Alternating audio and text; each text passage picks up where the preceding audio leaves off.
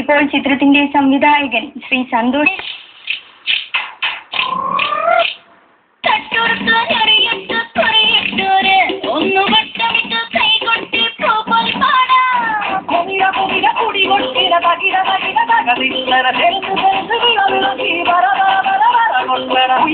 ഉയിരെ പാടൂ നമ്മളൊന്നല്ലേ കതിരെല്ലാം കെട്ടണ കെട്ടണ പതിരെല്ലാം പട്ടണ പട്ടണ നിറയത്തെ കതിര സംസാര കതിരെല്ലാം കെട്ടണ കെട്ടണ പതിരെല്ലാം പട്ടണ പട്ടണ നിറയത്തെ കതിര സംസാര ആരാമേ ആരാമേ ഒത്തു പിടിക്കുന്ന ആരാമേ തിരാൻ തിറയാറാൻ മാണിക്ക കതി കുറഞ്ഞാറോ ഓരാമേ ഓരാമേ എത്തു പിടിക്കുന്നതോടാമേ നേരമേ നേരാമേ തിരുവനന്തപുരമേ മണ്ണാണ് മണ്ണാണ് പൊങ്ങ വിളയണ മണ്ണല്ലേ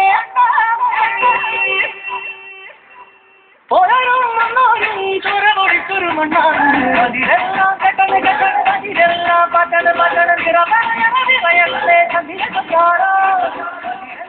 ഇപ്പോൾ ചിത്രത്തിൽ സിനിമയുടെ രൂപം ശരിക്കും ജനനം കൊള്ളുന്നത് കുറച്ച് വർഷങ്ങൾക്ക് മുമ്പ് സന്തോഷ് ചേട്ടൻ എന്നോട് പറഞ്ഞ ഒരു തോട്ടിൽ നിന്നാണ്. ശരിക്കും ഈ സിനിമയുടെ ബേസിക് തോട്ട് സന്തോഷിന്റെ തന്നെയാണ്. സന്തോഷ് ചേട്ടൻ ഒരു ദിവസം എന്നെ അദ്ദേഹം എന്നോട് പറഞ്ഞത് അദ്ദേഹത്തിന്റെ ഒരു ഇൻട്രസ്റ്റ് പോയിന്റ് എന്ന് പറയുന്നത് ആദ്യമായിട്ട് നമ്മുടെ നാട്ടിലേക്ക് വന്ന ഒരു ഫോറിൻ ഇൻഫ്ലുവൻസ് അല്ലെങ്കിൽ ഒരു ഫോറിനർ, ഒരു വെള്ളക്കാരൻ, അതിനെ തുടർന്ന് നമ്മുടെ നാട്ടിലുണ്ടാകുന്ന ലോക്കൽ ഇൻഹാബിറ്റൻസിൽ ഉണ്ടാകുന്ന മാറ്റങ്ങൾ, നമ്മുടെ ലോക്കൽ സോഷ്യോ പൊളിറ്റിക്കൽ സിസ്റ്റങ്ങളിൽ ഉണ്ടാകുന്ന മാറ്റങ്ങൾ, ആ ഒരു പെർസ്പെക്റ്റീവിൽ ഒരു സിനിമ ചെയ്യണം എന്നുള്ളൊരു ഐഡിയ പറയുന്നത് സന്തോഷ് ചേട്ടനാണ്.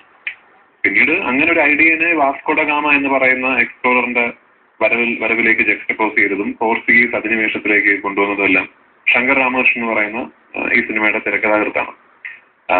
അങ്ങനെയാണ് ഈ സിനിമ ശരിക്കും ഒരു ഫോം ആകുന്നത്. പിന്നീട് അവിടുന്ന് ശങ്കറിന്റെ ഒരു എന്താ പറയുക, ഒരു വളരെ എക്സ്റ്റൻസീവ് ആയിട്ടുള്ള റിസർച്ചിന്റെ ഫലമായിട്ട് ഇതിപ്പോ ഒരു ആക്ച്വൽ ഹിസ്റ്ററിയിൽ പ്ലേസ് ചെയ്തിരിക്കുന്ന ഒരു സാങ്കല്പികമായ കഥയാണ്. ഇതിൽ കേളു നായനാർ എന്ന് പറയുന്ന കഥാപാത്രം സാങ്കല്പികമാണ്. പക്ഷേ കേളു നായനാർ ഈ സിനിമയിൽ സമ്പർക്കം പുലർത്തുന്ന ഒരുപാട് കഥാപാത്രങ്ങൾ യഥാർത്ഥ ചരിത്രത്തിലെ ഫിഗേഴ്സ് തന്നെയാണ്. തീർച്ചയായും താങ്കൾ പറഞ്ഞു കേളു നായർ എന്ന കഥാപാത്രം